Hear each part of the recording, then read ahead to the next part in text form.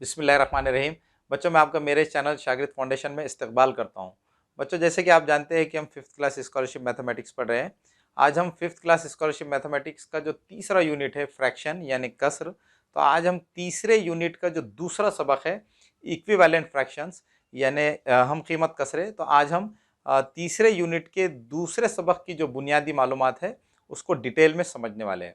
बच्चों, जैसे कि आप जानते हैं कि मैं आपके लिए मैथमेटिक्स की वीडियोस कभी व्हाइट बोर्ड पर भी बनाता हूँ और कभी पावर पॉइंट में भी बनाता हूँ। तो आज मैं क्या करने वाला हूँ, आज मैं इस सबक की जो बुनियादी मालूमात है उसको मैं आपको पावर पॉइंट में समझाने वाला हूँ। तो चलिए बच्चों, हम इस वीडियो की शुरुआत करते हैं। बिस्मिल्लाहिर्रहमानिर्रहीम। इस वीडियो में हम कीमत कसरे यानी इक्विवेलेंट फ्रैक्शंस को समझेंगे। तो चलिए शुरुआत करते हैं। यहाँ पर हमारे पास ये एक शक्ल है, ये एक फिगर है और इस फिगर के इस शक्ल के 3 बराबर हिस्से किए गए हैं। इस फिगर के 3 इक्वल पार्ट्स हैं और 3 इक्वल पार्ट्स में से एक पार्ट को हमने यहाँ पर रंगीन किया है, उसमें रंग भरा है।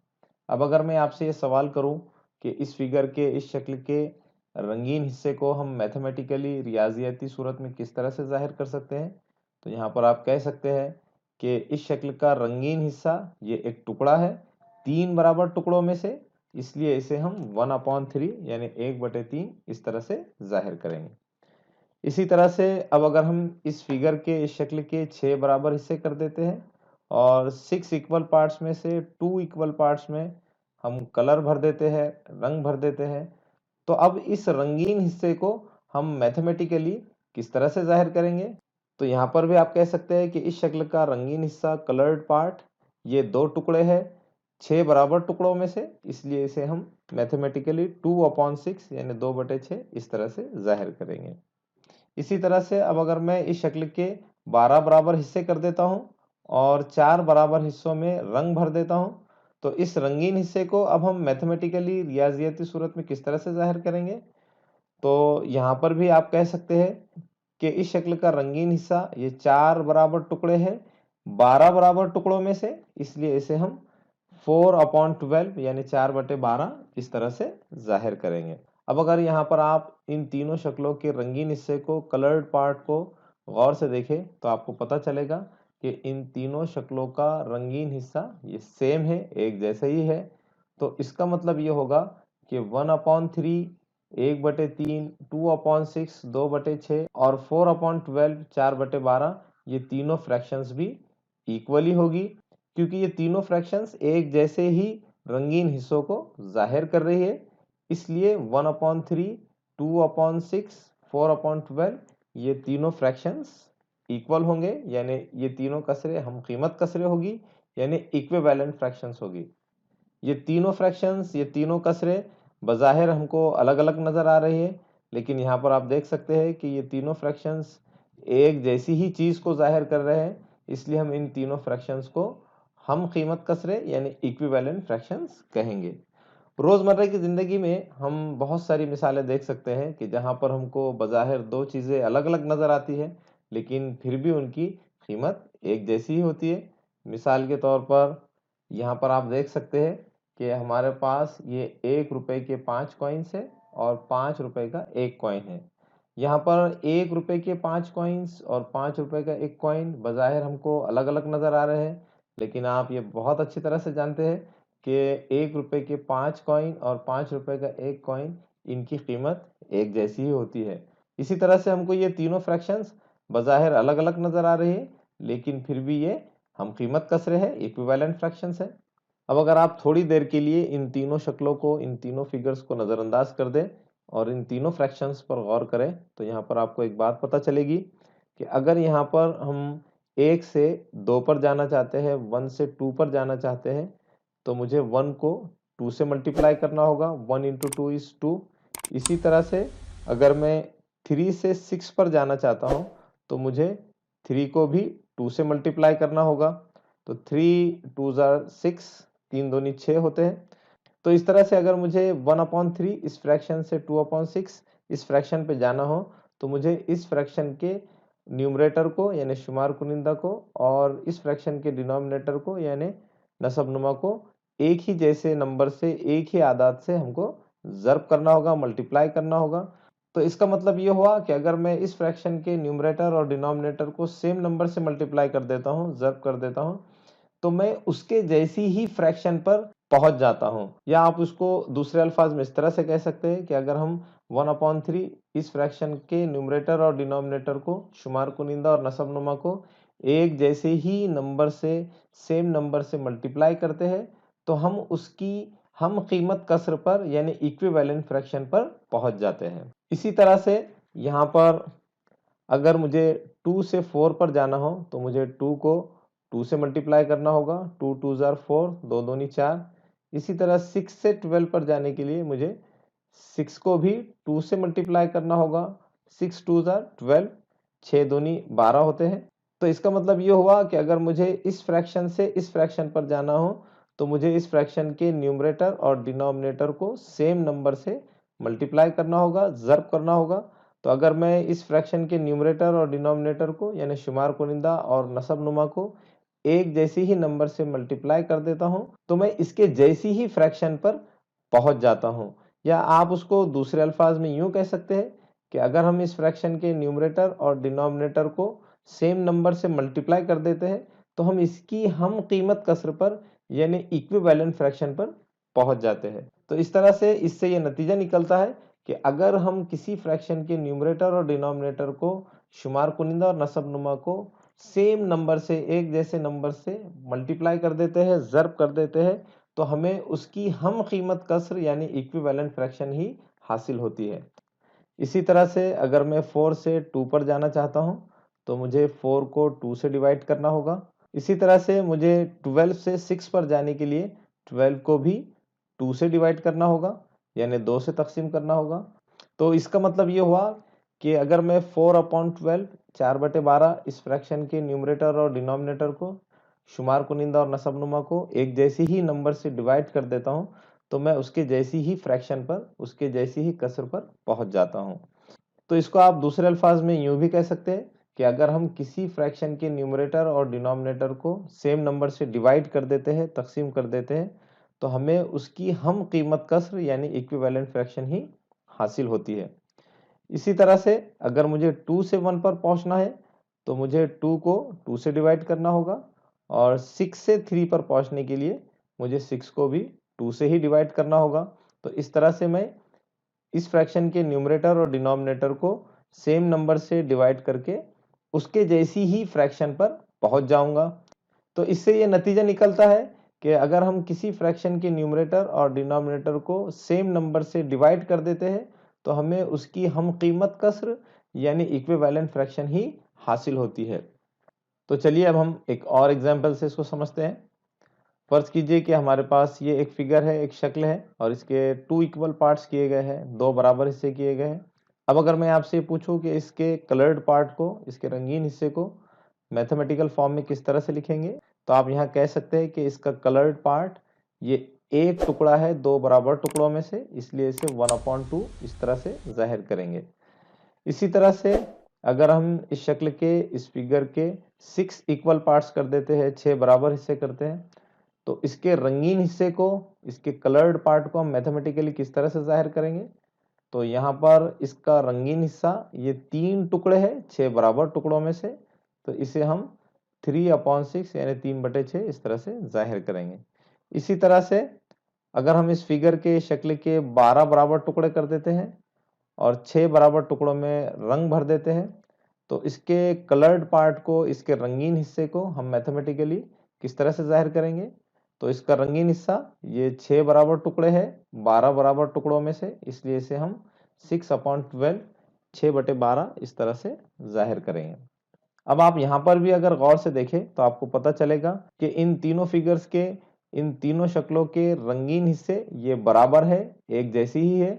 इसलिए यहाँ पर 1/2, 3/6 और 6/12 ये तीनों फ्रैक्शंस, ये तीनों कसरे भी बराबर होगी, एक जैसी ही होगी, क्योंकि ये तीनों फ्रैक्शंस, ये तीनों कसरे एक जैसे ही रंगीन हिस्सों को जाहिर कर रही है। इसलिए यहाँ पर आप ये कह सकते हैं कि ये तीनों फ्रैक्शंस 1/2, 3/6 और 6/12 ये तीनों फ्रैक्शंस एक जैसी ही है, ये तीनों कसरे हम कीमत कसरे हैं यानी इक्विवेलेंट फ्रैक्शंस है। अब अगर आप यहाँ पर भी थोड़ी देर के लिए इन तीनों फिगर्स को, इन तीनों शक्लों को नज़रअंदाज कर दे और इन फ्रैक्शंस पर गौर करें, तो आपको यहाँ पर एक बात पता चलेगी कि अगर मैं यहाँ पर 1 से 3 पर जाना चाहता हूँ, 1 से 3 पर जाना चाहता हूँ, तो मुझे 1 से 3 पर जाने के लिए 1 को 3 से मल्टीप्लाई करना होगा।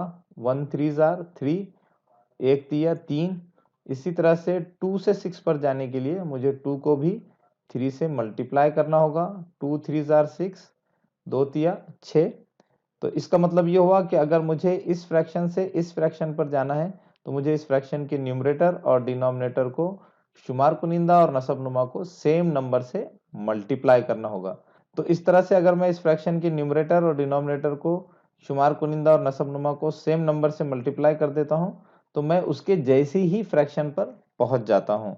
या आप उसको दूसरे अल्फाज में इस तरह से कह सकते हैं कि अगर आप इस फ्रैक्शन के न्यूमरेटर और डिनोमिनेटर को सेम नंबर से मल्टीप्लाई कर देते हैं, तो आपको उसके जैसी ही फ्रैक्शन यानी उसकी हम कीमत कसर यानी इक्विवेलेंट फ्रैक्शन ही हासिल होती है।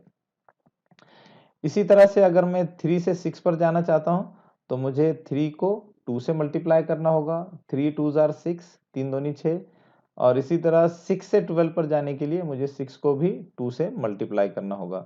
तो इस तरह मैं इस फ्रैक्शन के न्यूमरेटर और डिनोमिनेटर को सेम नंबर से मल्टीप्लाई कर कर इस फ्रैक्शन पर पहुंच सकता हूं। यानी अगर मैं इस फ्रैक्शन के न्यूमरेटर और डिनोमिनेटर को सेम नंबर से मल्टीप्लाई कर देता हूं, तो मैं उसके जैसी ही यानी उसकी हम कीमत कसर यानी इक्विवेलेंट फ्रैक्शन पर पहुंच जाता हूं। तो इससे यह नतीजा निकलता है कि अगर हम किसी फ्रैक्शन के न्यूमरेटर और डिनोमिनेटर को सेम नंबर से मल्टीप्लाई कर देते हैं, तो हमें उसके जैसी ही फ्रैक्शन यानी उसकी हम कीमत कसर यानी इक्विवेलेंट फ्रैक्शन ही हासिल होती है। इसी तरह से अब अगर हम 6 से 3 पर जाना चाहते हैं, तो 6 से 3 पर जाने के लिए हमें 6 को 2 से डिवाइड करना होगा। इसी तरह से अगर मुझे 12 से 6 पर जाना है, तो मुझे 12 को भी 2 से डिवाइड करना होगा। तो इस तरह से मैं इस फ्रैक्शन के न्यूमरेटर और डिनोमिनेटर को सेम नंबर से एक जैसे आदाद से डिवाइड करके, तकसीम करके उसके जैसी ही फ्रैक्शन पर पहुंच सकता हूं। तो इससे यह नतीजा निकलता है कि अगर हम किसी फ्रैक्शन के न्यूमरेटर और डिनोमिनेटर को सेम नंबर से डिवाइड कर देते हैं, तो हम उसके जैसी ही कसर पर यानी उसकी हम कीमत कसर पर यानी इक्विवेलेंट फ्रैक्शन पर पहुंच जाते हैं। इसी तरह अगर हम 3 से 1 पर पहुंचना चाहते हैं, तो हमें 3 को 3 से डिवाइड करना होगा। और 6 से 2 पर पहुंचने के लिए हमें 6 को भी 3 से ही डिवाइड करना होगा। यानी हम 3/6 इस फ्रैक्शन के न्यूमरेटर और डिनोमिनेटर को, शुमार कुनिंदा और नसबनुमा को सेम नंबर से डिवाइड करके उसके जैसी ही फ्रैक्शन पर यानी उसकी हम कीमत कसर पर यानी इक्विवेलेंट फ्रैक्शन पर पहुंच सकते हैं। तो इससे यहाँ पर यह नतीजा निकलता है कि अगर हम किसी फ्रैक्शन के न्यूमरेटर और डिनोमिनेटर को सेम नंबर से डिवाइड कर देते हैं, एक जैसे ही आदाद से तकसीम कर देते हैं, तो हमें उसके जैसी ही फ्रैक्शन, उसके जैसी ही कसर यानी हम कीमत कसर यानी इक्विवेलेंट फ्रैक्शन ही हासिल होती है। चलिए अब हम थोड़ी सी प्रैक्टिस कर लेते हैं। Find the equivalent fractions of 1/2। हमें 1/2 1/2 इसकी हम कीमत कसरे मालूम करना है यानी इक्विवेलेंट फ्रैक्शंस फाइंड करना है। तो जैसे कि अभी हमने ये सीखा कि अगर हम किसी फ्रैक्शन के किसी कसर के न्यूमरेटर और डिनोमिनेटर को सेम नंबर से मल्टीप्लाई कर देते हैं, तो हमें उसके जैसी ही यानी उसकी हम कीमत कसर यानी इक्विवेलेंट फ्रैक्शन ही हासिल होती है। तो यहाँ पर अब 1/2 की हम कीमत कसर यानी इक्विवेलेंट फ्रैक्शन मालूम करने के लिए हम इसके न्यूमरेटर और डिनोमिनेटर को सेम नंबर से मल्टीप्लाई कर देंगे। यानी यहाँ पर हमने इस फ्रैक्शन के न्यूमरेटर और डिनोमिनेटर को सेम नंबर से यानी 2 से मल्टीप्लाई किया, तो हमें 2/4 ये फ्रैक्शन हासिल हुई। तो इस तरह से 1/2 और 2/4 ये दोनों फ्रैक्शंस हम कीमत कसरी ही होगी, इक्विवेलेंट फ्रैक्शंस ही होगी। इसी तरह से अगर हम 1/2 इस फ्रैक्शन के न्यूमरेटर और डिनोमिनेटर को सेम नंबर से मल्टीप्लाई कर देते हैं, यहाँ पर हमने 4 से मल्टीप्लाई किया है, तो हमें 4/8 ये फ्रैक्शन हासिल होती है। तो इस तरह से 1/2 और 4/8 ये दोनों फ्रैक्शंस भी इक्विवेलेंट होगी यानी हम कीमत होगी। तो इस तरह से यहाँ पर हम कह सकते हैं कि 1/2, 2/4 और 4/8 ये तीनों फ्रैक्शंस इक्विवेलेंट है, हम कीमत कसरे है। क्योंकि यहाँ पर हमें 1/2 इस फ्रैक्शन को, इस कसर को सेम नंबर से एक जैसे ही आदात से मल्टीप्लाई करके यानी ज़र्ब करके ही हमें 2/4 और 4/8 ये फ्रैक्शंस, ये कसरें हासिल हुई है। इसलिए हम यहाँ कह सकते हैं कि ये तीनों फ्रैक्शंस इक्विवेलेंट है यानी हम कीमत है। क्या अब आप 16/20 16/20 इस फ्रैक्शन की, इस कसरे की हम कीमत कसरे इक्विवेलेंट फ्रैक्शंस फाइंड कर सकते हैं, मालूम कर सकते हैं? तो जैसे कि अभी हमने इस वीडियो में ये सीखा है कि अगर हम किसी फ्रैक्शन के न्यूमरेटर और डिनोमिनेटर को, शुमार कुनिंदा और नसबनुमा को सेम नंबर से मल्टीप्लाई कर देते हैं तो हमें उसकी हम कीमत कसर यानी इक्विवेलेंट फ्रैक्शन ही हासिल होती है। इसी तरह से हमने ये भी सीखा है कि अगर हम किसी फ्रैक्शन के, किसी कसर के न्यूमरेटर और डिनोमिनेटर को, शुमार कुनिंदा और नसबनुमा को सेम नंबर से डिवाइड कर देते हैं यानी तकसीम कर देते हैं तो भी हमें उसकी हम कीमत कसर यानी इक्विवेलेंट फ्रैक्शन ही हासिल होती है। तो चलिए अब हम इस फ्रैक्शन की, इस कसरे की हम कीमत कसरे यानी इक्विवेलेंट फ्रैक्शंस मालूम करते हैं। तो यहाँ पर हम इस फ्रैक्शन की हम कीमत कसर यानी इक्विवेलेंट फ्रैक्शन मालूम करने के लिए इसे हम सेम नंबर से भी डिवाइड कर सकते हैं। तो यहाँ पर हमने इस फ्रैक्शन को, इस कसर को सेम नंबर से यानी 2 से यहाँ पर डिवाइड किया तो इस तरह से हमें 8/10 ये फ्रैक्शन हासिल हुई। तो इसका मतलब ये होगा कि 16/20 और 8/10 तो ये दोनों फ्रैक्शंस इक्विवेलेंट फ्रैक्शंस है यानी हम कीमत कसरे है, क्योंकि हमें इस फ्रैक्शन को सेम नंबर से डिवाइड करने पर ही ये फ्रैक्शन हासिल हुए। इसी तरह से अगर हम 16/20 इस फ्रैक्शन को सेम नंबर से डिवाइड कर देते हैं यानी यहाँ पर हमने 4 से डिवाइड किया है तो हमें 4/5 ये फ्रैक्शन हासिल होगी, ये कसर हासिल होगी। तो इस तरह से 16/20 और 4/5 ये फ्रैक्शंस, ये कसरे भी हम कीमत कसरे होगी, इक्विवेलेंट फ्रैक्शंस होगी, क्योंकि यहाँ पर 16/20 को ही सेम नंबर से डिवाइड करके हमें 4/5 ये फ्रैक्शन हासिल हुई है। तो इस तरह से यहाँ पर हम कह सकते हैं कि 16/20, 16/20, 8/10 यानी 8/10 और 4/5 यानी 4/5 ये तीनों फ्रैक्शंस, ये तीनों कसरे हम कीमत कसरे है यानी इक्विवेलेंट फ्रैक्शंस है। तो इसी तरह से मुख्तलिफ फ्रैक्शंस, मुख्तलिफ कसरे लीजिए और उसकी हम कीमत कसरे यानी इक्विवेलेंट फ्रैक्शंस मालूम कीजिए। तो इस तरह से बच्चों आज हमने 5th क्लास स्कॉलरशिप मैथमेटिक्स के तीसरे यूनिट के जो दूसरा सबक है इक्विवेलेंट फ्रैक्शंस यानी हम कीमत कसरे, तो इस सबक के आज हमने जो बुनियादी मालूमात है उसको डिटेल में समझ लिया है। अब हम अगले वीडियो में इस सबक के जो सवालात है उनको हल करने की कोशिश करेंगे। अब बच्चों आखिर में आपसे रिक्वेस्ट है कि अगर आप हमारे चैनल पर नए हैं तो हमारे चैनल को सब्सक्राइब कीजिए। अगर आपको हमारे वीडियोस पसंद आ रहे हैं तो हमारे वीडियोस को लाइक कीजिए और दूसरे बच्चों को भी शेयर कीजिए ताकि आपकी तरह दूसरे बच्चों को भी फ़ायदा हो सके।